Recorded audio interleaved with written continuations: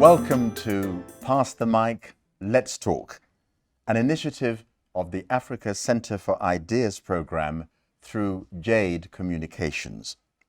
This is part of a series of conversations on constitutionalism. I'm John Sibi Okumu. My guest on this edition is Monsieur Nicolas Nihon, outgoing Ambassador of Belgium, accredited over the last 4 years to Kenya, Somalia, Eritrea, Madagascar, the Comoros, and the Seychelles.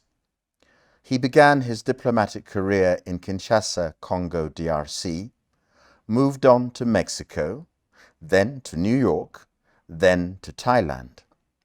As a broad description, our subject is going to be devolution with reference to the Belgian experience. Welcome, Ambassador. Asante sana, John. Ambassador, I must tell you something. I've never been to Belgium. I have studied in France and therefore I speak French and I've taught French for many years. So there is something of a cultural link between us because I know that you're from the French part of Belgium.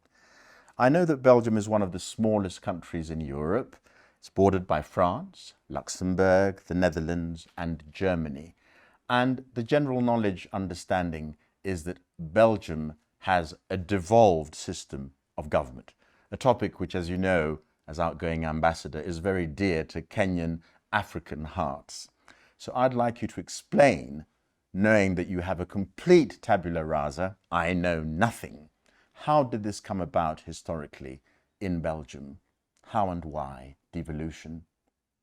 Well, John, I'm going to have to summarize, of course. Let's say you have step one. Step one is the independence of Belgium in 1831. We breaking away from the Netherlands, and you have a centralist state that is created in the middle of Europe with one official language and one only, French. Why French? Because this is, at the time, and in many countries of Europe, actually, the language of the elite, of culture, of the ruling classes. Actually, situation is much more complex than that because the people, actually, people, the workers, people working on the land, they speak dialects. Dialects in the north, which are Flemish dialects, with the Germanic roots, right? In the southern part of Belgium, you have people who speak Walloon dialects with the Romanic roots. But the people in the south will be pretty fast, assimilated to French. What happened in the north is that people there, and especially intellectuals, say, we live in a state where, you speak only French in justice, in administration. This is not fair. And we don't want our dialects or, something akin to Dutch, the Dutch language. We don't want that to disappear. We don't want our culture, our heritage, to fade away. And they struggle for almost, I would say, a century. And they say we want autonomy for our schools. We want to take care ourselves of the education of our children in the Dutch language. So what happens in the 1970s, finally, after, getting the Dutch language, just seeping through the different layers of the national administration, finally there is the first devolution that is created. We create 3 communities: the Flemish community, the French-speaking community in the south, and there is a little tiny part in the eastern part of Belgium where people speak German. And it's going to be the German-speaking community. Those people can administer their own education, right, and their own schools. Then, at the same time, demographically, people who speak Dutch, Flemish dialects, you might say, they demographically become a majority in the country. So it means at the national level, in the national parliament, they become the majority. They're more and more influential. Flanders becomes richer and richer. So in the southern part, Some people say, hey, we don't want these people to call the shots. So we would like to have some sort of autonomy for, I would say, how to redeploy our economy. And that's why they say we want the creation of regions. So this is step 3. Another layer of devolution where you create 3 regions: Flanders, Brussels, the capital as a region, and Wallonia. And you give to those regions, to start with, the competence of public works, public transportation, for example.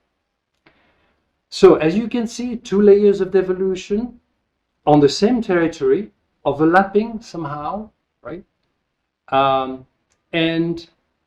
What's going to happen is that we're going to change our constitution many times, because once you start devolution, the tendency is to give more and more competences to the federated entities. So it's what I would call, devolution in evolution. One important thing to mention is that you just cannot give to counties or to regions or communities a competence, say, do it by yourself. You have to transfer money. You have to transfer budget from the center to the periphery. And for that, you have to find, a good consensus, a good compromise, because who's going to get,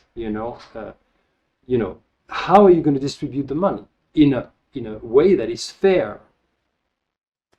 And on top of that, from my researches, you have a monarchy. There's a sort of symbolic head of state. You have a national government. So where in all this does the national government come in? So at the national level, you could say that the national level retains what hasn't been devolved, and the main competences are, of course, defense, foreign affairs, justice, some economic matters. Our king is, yes, the head of state, but as we say, he reigns, but he doesn't rule. We have a government with a prime minister and a government with, in charge of the competences I just mentioned. Right. Well, already resonances across the African continent. Which country are we going to talk about? Nigeria and the whole history of the South and the North, different religions. I want to unpack, in the sort of saying of the day, this whole idea of cultural identity. There you are with your, shall we call them tribes, ethnic groups, German, French. The Germans are a minority, the Flemish and the French.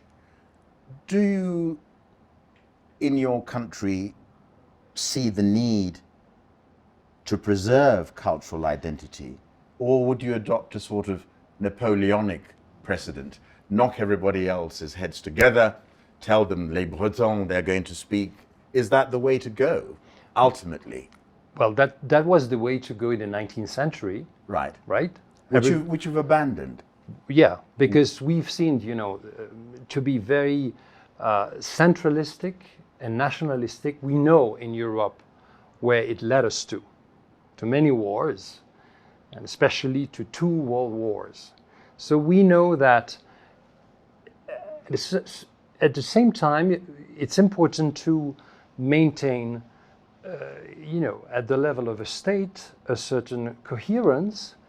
But we know very well in Europe that in the end, that if you look at history, those nations didn't exist. You had it was like a patchwork.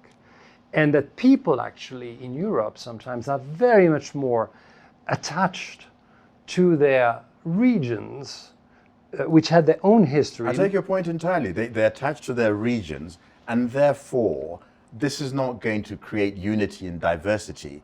If in your country, people got their own educational system, they've got their own TV stations, they've got their own newspapers. Let's take that to the Kenyan situation and say, if you're in Western Kenya, you've got people studying in Dholuo, another group studying in Kiluhia, another group studying in Kimeru, and you multiply that by 50. Surely we don't have to be too intelligent to work out that this is the wrong way to go. It's a mistake. Well, I mean, it's a challenge because, as you can see at the beginning in Belgium, the drive has been, I want a certain degree of autonomy. I want to do things, myself, because I feel more comfortable, right? So it's important, Devolution should be normally based only on, a rational policy, the principle of subsidiarity. Where do I put the competence? At the national level, at the regional level, at the local level? That's normally what you should choose. But Ambassador, then Right. you have a country again where I found out you've got 9 ministers of health, 10 ministers of education, everything, times X. This duplication of thing, I'm not putting you down. I'm trying to say, how did you solve the problem? Yeah, so I'm not criticizing your country. What I want but to I'm saying say, there is a problem. Yeah. How did you solve it? No, I think what I want to say is that at the beginning you have, and I told you this cultural struggle, in Flanders, is you have a big chunk of the population that feels uncomfortable. Yes. What is important, if you want to maintain a state, is that every different, if you have different populations, be it on a basis of religion, be it on basis of language, be it on basis, of income, sometimes you have poor regions, you have richer regions. You want to be the citizens to feel comfortable within the border of that state. So that was the main, I would say, reason for that devolution. You want to make sure that everybody feels at home, right? And that there's a benefit. And there's a that benefit to be derived from being part of a larger whole. And of course, there is a balance, because otherwise you break away. So, first make everybody's comfortable. I'm still drawing it to the Then- African experience, Ambassador. yes. Will the minority German ever aspire to become the prime minister? Will that ever happen? Will somebody from the minority? Because the two people are laughing in this conversation. Yeah. The big groupings. The whole idea of federalism in most African countries was rejected by dominant groupings. Small tribes would feel that they were left out. So you had Germans, or maybe, let's say there are 10 of them, and there are 100 Flemish, and there are 200 French. What's happening to the Germans? The German speakers are less than 1% of the population. Therefore, they will never have an aspiration to power. You're saying, in perpetuity, we're staying within this grouping, but we'll never be able to lead from the front. You will have, individuals and politicians who might do a very bright career and get there and become prime minister. I don't think that's a problem. I'm trying to ask you whether a Kikuyu voter is ever going to vote for the Luo presidential candidate, or a Yoruba politician voter is ever going to vote for an Igbo. But that's a different. That's a different conversation. That's a different conversation. If you know, for me, I'm a French speaker in Belgium. Yes. Whether the prime minister is a Dutch speaker or a French speaker, I know that tomorrow there will still be schools, not schools because it's devolved, but I still know that the way the policy is going to be run is going to be also to my advantage. Right.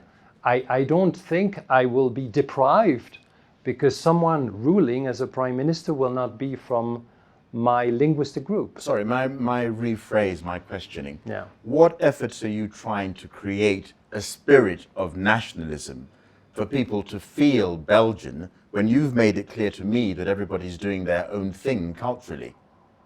There seems to be a curious contradiction there. I understand. So you're only going to be proud to be German as Kenyans are when you all win medals at the Olympics. Then Kenyan flag, rah, rah, rah, we're all Kenyan, we're all Belgian. End of the European Cup, Belgium hasn't won, we go back to being separate. I know that's a trite observation, but you know what I'm let's say, okay, let's be very, very honest. Up to a certain extent, you could say that the two populations, the two main populations of Belgium, the Flemish and the Walloons, Dutch speaker, French speakers, live next to one another, right? And they live in peace, which is very important, and they live in prosperity, right? You have a certain layer of population which speak both languages, a lot of people in the administration, a lot of people working in the private sector. But it's true, there are quite a number of people who don't speak the language of the other side of the country. But that doesn't. But it's not a problem. Right, we have to move on. And it's not a problem, as I say, because yes. there is peace and prosperity. Exactly. Those assumptions aren't totally to be taken for granted where we are, but we have to move on ish, because another key word that I unpacked from your presentation was this idea of the sharing of the spoils, the economy. How do you make sure that everybody feels that they are deriving a benefit from all this? Well, the distribution of goods. So go back, I'm Kenyan, this is a kind of quasi-Kenyan conversation. The distribution of funds to the counties. You say big pocket, you've been here for 4 years, somebody discovers oil, but for the last 50 years, nobody's ever built a road that goes to where they are. Do we spend another 10 years building roads to Turkana to the detriment of Nairobi, where everybody's sitting in a hotel such as this? What is the thinking to be equal in the share of the national spoils? I think there are a number of resources. We've seen that also with Somalia, because they, of course, discovered oil, and they had conversation among the federated states of Somalia, which were also for fishing, resources. They had these discussions among the federated states of Somalia with the federal government. I mean, there are a number of resources that obviously, are national or should be considered as national, right? And that money derived from oil, right, or fishing, it's not just for the people from the coast. If you levy taxes, that should go to the center. But then you have to see how you distribute it. And you have to share the wealth, because obviously there are poorer regions where there are less economic opportunities.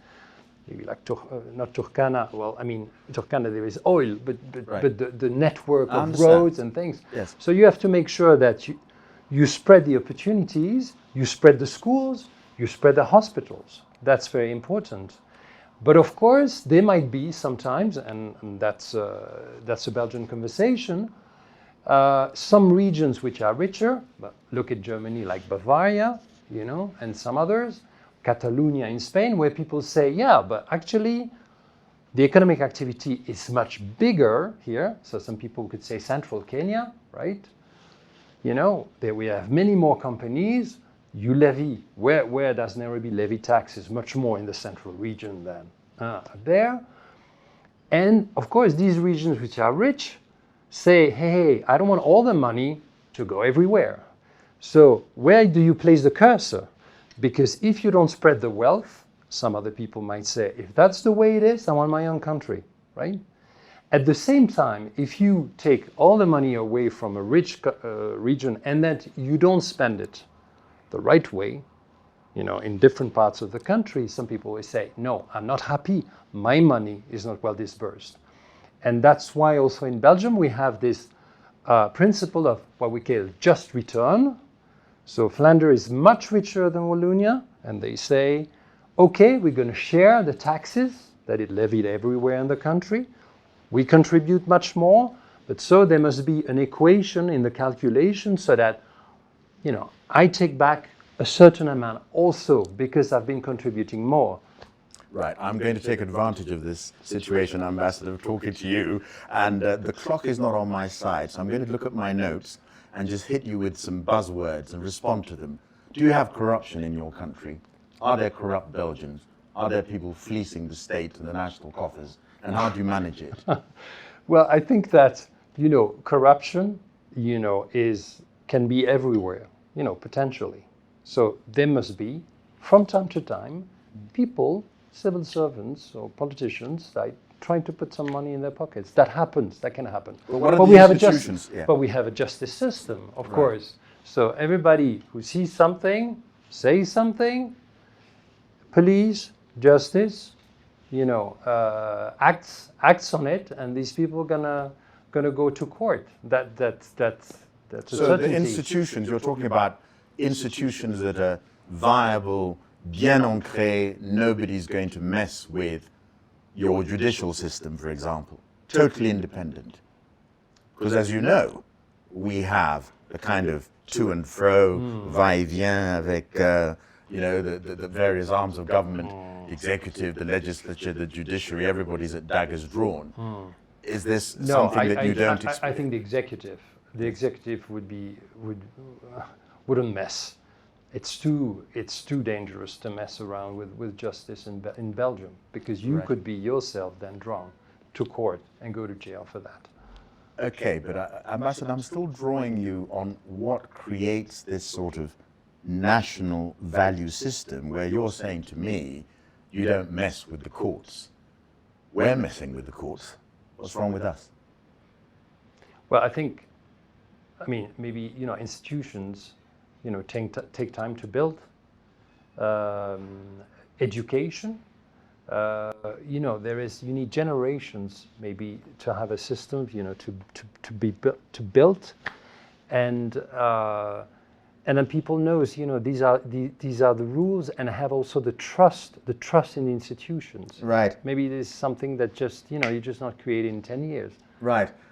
Ambassador, you know, doing what I do, a little story, a little anecdote in our little chat.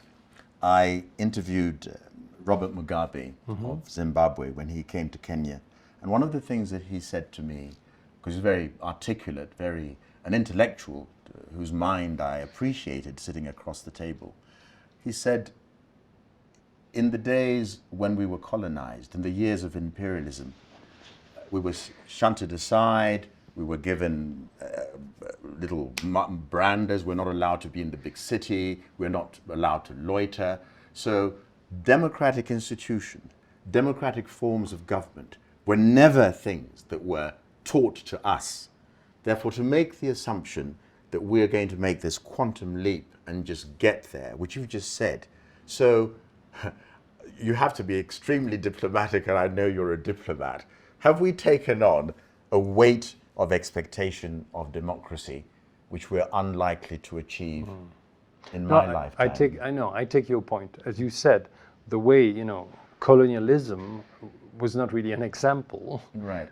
You know, to teach democracy to anybody, right? Because it was exploitation, it was plundering. Right. Some people that even say that, you know, corruptions, you know, was even, you know, existed at the time of colonialism with the colonial authorities, right?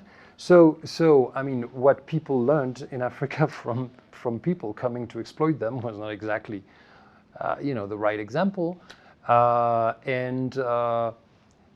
think the only way, only way is education, and having, I think, politicians who from time to time, you know, are a great example. Take steps, bold steps, to show this is the limit for corruption, huh? Yeah. For example. Yeah. And that's gonna like strike people, because of course, how do you expect people to conform to the laws if, you know, higher up people don't like show that there is a good in that, and yeah, an example. An example. So we're drawing towards a close, but I just want to be slightly more edgy and say, you're an ambassador, you're a diplomat, but one of the buzz phrases is always, we're pawns of imperialist machinations, that, you know, that there is a stake. People want to take something from Africa, that's why they're here. It's not a level playing ground. And allied to that is this whole sort of movement going on in the world in certain countries which don't bear naming, where people are becoming more and more insular. They're closing their boundaries. They're making it impossible for me to sort of contemplate a life in Belgium. So in a way, there's a way you're saying you ought to do this, but stick to yourselves. We'll take what we want from you, and chaos can persist ad infinitum, and we don't care. Is that an unfair analysis of what's going on in the world? Things are very, very complex. I mean, I would say first, you know, I would say that, you know, European politicians, Belgian politicians are accountable to the Belgian population. And there are a number of things they do and say, you know, because they're accountable to that population. Now, what is the situation in Europe? Europe was ruling the world in the 19th century. It's not anymore. Belgium, Europe is a continent that is trying to find, one's place. We know. You have the US, asking themselves a lot of questions. You have China. Africa is still seen as a continent which is a bit maybe the last frontier in terms of economic expansion, right? At the same time, booming demographics. And so all these challenges makes that, things are not so clear. There are fears and there are ambitions at the same time. What we know as Europeans that Africa is just next door. We know very well Africa for bad reasons, for the colonization. But at the same time, we encounter one another. We know one another very well, and at the same time, we next to one another. And this is the challenge. How we built a strategic partnership. Some people say a beneficial relations for Africans and Europeans, putting the fears aside. In a world that is changing, that is moving, and we don't know what's going to be. So don't overestimate the Europeans. Yes. We shouldn't underestimate the Africans, far from that. But how do we, and politics is made by rulers, right? By politicians, by diplomats. We're just representing those governments. But how do those governments try to strike a balance? As a final word, Ambassador, I mean, I'd like to give you some minutes, perhaps 2 or 3, and just to ask you now to go back to our topic and say, I described you as the outgoing ambassador of Belgium, so you're going to go back to your country, do a 2-year stint. We hope you'll come back to see us again. What lessons, how would you summarize our conversation and talk about the lessons learned by both countries in a way that we might think about, or always bear in mind, the kind of précis of our discussion? I'm leaving it to you. I should do it, but you do it. Well, I'd say that, devolution is about where you place the cursor. When countries too centralized, people, some parts of the country might feel uncomfortable. Devolution is good because you bring, of course, certain competence near the citizens, right? If you devolve too much or too fast, that's not good, because then there is a problem of coordination and consistency, right? I think that for Belgium, we have already a long experience of devolution. We've been very far. I think that Kenya has a pretty recent history of devolution. So it's very difficult to draw lessons from it. But I think, my sense is that the Kenyan citizens are at least somehow happy, because you have governors are closer to them, they can vote them in, vote them out, express their opinion about things which are made at a level that are closer to them. I would say also that devolution is normally about having, a better policy, to rule more efficiently a country, according to the principle of subsidiarity. But as I said, there is a less rational side to it. It's about the psyche of certain parts, of certain regions, the history of certain regions, which has been sometimes suppressed, which sometimes have been poorer than others. And it's about making sure that everybody's comfortable. And in the end, it's about, I would say, harmony and tranquility and peace within the realms of a state which is, I would say, a necessary, I would say, how would you say, type of organization for the human beings. We know today there are things that you can solve at a local level, but there are things today we cannot even solve at a national level. So sometimes people are not so comfortable with a nation state, but let's imagine where we would be without states, without the United Nations. Yeah, it's important to maintain this state-level organization, so that we can together also solve problems which are, international, right? So at every level, some competences, and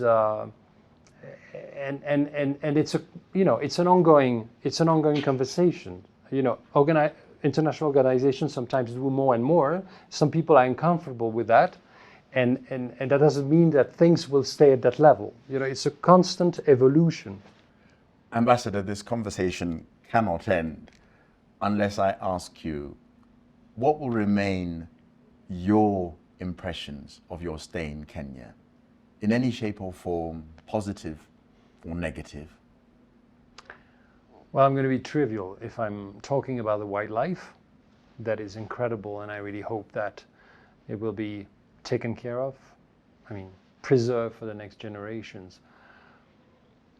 The landscapes will remember in my eyes forever. I went up to Mount Kenya, trekked there, and it was just really amazing what I've seen from the top and through the valleys of Mount Kenya. So I loved it so much. And I would say the youth of Kenya, so vibrant. These people are so bright, so creative. That's why Nairobi is called Silicon Savannah, as you know. And those young activists who really are fighting for a better society. And if their energy is honest, I'm sure Kenya next generation is going to be like such a great country. We have to end there. Thank you, Ambassador. Je vous souhaite une bonne continuation et j'espère qu'un jour que vous retournerez nous revoir ici au Kenya et en Afrique.